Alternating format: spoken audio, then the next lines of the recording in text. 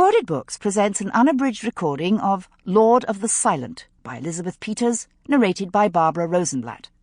This work is copyrighted 2001 by MPM Manor Incorporated. This recording is copyrighted 2001 by Recorded Books. Cairo and Environs, 1915. Risking life, limb, and her second-best hat, the intrepid Egyptologist, Amelia Peabody, and her irascible, handsome archaeologist husband defy German submarines and more to embark on another season of exploration and crime-solving. And now, Lord of the Silent. Forward. The editor feels it necessary to state that she is not in need of any additional Emerson papers.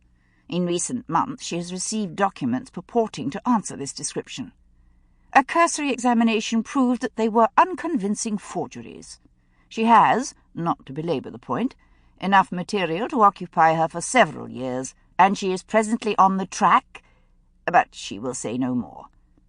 The persons who have the documents she needs know who they are. No others need apply. As for the material contained in this volume, a few words of explanation may be in order. Though textual evidence indicates that Nefret IV, as she then was, occasionally interpolated material into earlier parts of Manuscript H, she clearly played a more active role in the composition of this document after her marriage. Manuscript H becomes, in short, a collaboration. This was only to be expected of a lady of such forceful character. Her marriage, and the distractions attendant thereon, also affected her correspondence with Leah Todros. There are fewer letters, and they contain information of little narrative value. The editor has therefore omitted them, believing that the reader is not much interested in comments about babies and rapturous descriptions of the married state. I assure the reader that these are repetitive, unoriginal, and boringly proper. He or she is not missing a thing. The material from a file the editor has labelled M is in part self-explanatory.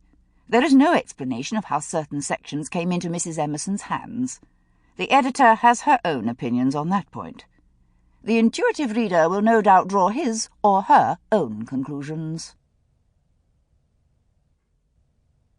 Amen, King of the gods, Lord of the silent, who comes at the voice of the poor, who gives bread to him who has none, father of the orphan, husband of the widow. Though the servant offends him, he is merciful. From Epithets and Attributes of Amen-Re, a composite from various prayers. Chapter 1. I challenge even you, Peabody, to find a silver lining in this situation, Emerson remarked. We were in the library at a manor house, our home in Kent. As usual, Emerson's desk resembled an archaeological tell, piled high with books and papers, and dusty with ashes from his pipe. The servants were strictly forbidden to touch his work, so the ashes were only disturbed when Emerson rooted round in one pile or another, looking for something. Leaning back in his chair, he stared morosely at the bust of Plato on the opposite bookshelf. Plato stared morosely back. He had replaced the bust of Socrates, which had been shattered by a bullet a few years ago, and his expression was not nearly so pleasant. The October morn was overcast and cool, a portent of the winter weather that would soon be upon us, and a reflection of the sombre mood that affected most persons, and I was bound to confess that these were indeed times to try men's souls. When the war began in August of 1914, people were saying it would be over by Christmas. By the autumn of 1915, even the sturdiest optimists had resigned themselves to a long, bloody conflict. After appalling casualties, the opposing armies on the Western Front had settled into the stalemate of trench warfare, and the casualties continued to mount.